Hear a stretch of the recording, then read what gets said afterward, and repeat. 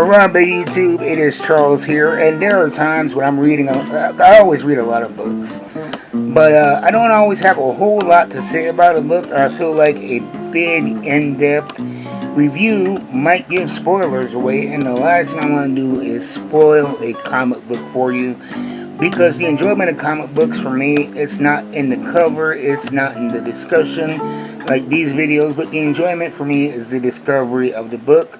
So my goal in reviews is to give you just a little bit, let you know, but something you might be interested in. And so instead of going in depth on one book, I'm just going to talk casually about what I've been reading and give you a couple of referrals. One book I've been reading and really enjoying, it's up to number 4 right now, is Exquisite Corpses. It is a horror piece, but really it kind of subverts it. It adds with some government conspiracy type stuff. You have these families that secretly run the country, and every few years they get together in a small town, lock up the town, and set loose killers that is sponsored by each family. And whichever killer survives and kills the most ends up winning power for that period of time for the families. And it's very creative, that kind of combination of things. And then at the end of each book, you have almost, well, it is a bracket like you would see in college basketball. Exquisite Corpses, Oak Valley, ME 2025 competition. And you have all of the killers selected by the families, moving forward in the brackets. And the first issue was very big issue. It set the plot and introduced you to each one of the killers and the family, so it was a very big book. Number 2 focused a lot on the ex-soldier who was hired by I can't remember which family, but that's who it mainly focused on. And this one focused on a killer named Nurse something or other. Anyway, the guy on the cover, can't read his name because it's X'd out. There we go. That's one spoiler. He does not make it to the end of the competition, but he is at the end of number 2. The ambulance crew stumbles upon what they thought was a crime scene that the police had left, and they see a nurse working on a body, so they pick them both up. And you really get a lot of character development in this issue between the ambulance drivers. The female ambulance driver is looking like she's going to be our main protagonist. She was alluded to a lot in the first issue and featured a lot in the second issue, and even more in this third issue. So that's what it's looking like when they get this mysterious nurse to the hospital with the corpse. They find out that this nurse is not quite what he seems.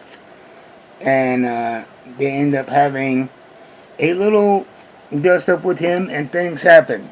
That's all I'm going to give you. But if you like horror, it's a great book. It looks great. It's gruesome. It's brutal. It's engaging. And there's lots of lore and world building and so many plot points. And with so many moving parts and characters, the thing I like about it is each family's killer, even though I cannot remember the names, because like I said, it's a lot of names, but they all have memorable traits. For introducing all of these characters in a matter of 3 books, there's something memorable about them, even if it's not the name. The soldier, one of the people participating is actually a part of one of these families, the twin sister of the head of this family. She decided she wanted to get into it herself, and it looks like she's going to be featured, let me see, on the cover of number 4. So who knows where that leads. I'm looking forward to finding out, I'll tell you that. And then I got into Exquisite Corpses, and then I got into one that I got from a Midtown Comics flash sale called Della Morte. I thought it was gonna be some kind of sci-fi thriller, space science thing, but really what it is this future where they've isolated the gene for evil, and they have this shady surgery to get rid of evil. And once you have the surgery, you have to be in isolation for so long.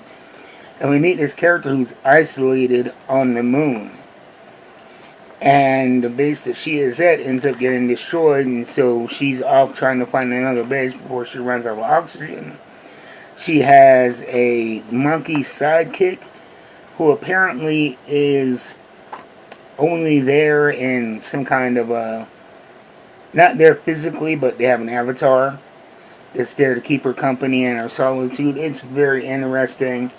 Um, they don't really give you a lot to work with up front, but the way they drip feed information is really interesting. It makes you want to turn the page. And this is from, I think, a couple of years ago. I found number 1 and 2 in the flash sale, and I tried to find the other issues, but they're not available at Midtown Comics yet.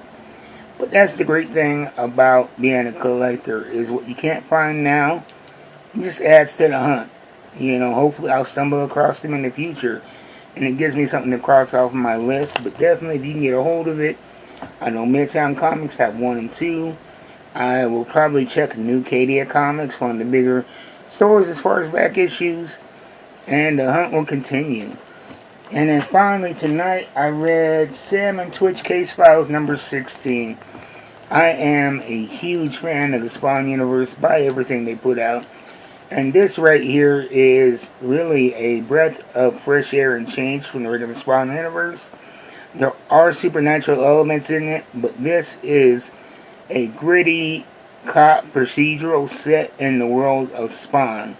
So while it has supernatural elements, and Spawn does pop up here occasionally, it's mainly about Sam and Twitch, the iconic detectives from, the origins of Spawn. I really, really enjoy this. This arc is Twitch was chasing a junkie down an alley. The guy took a hostage. Twitch pulled his gun.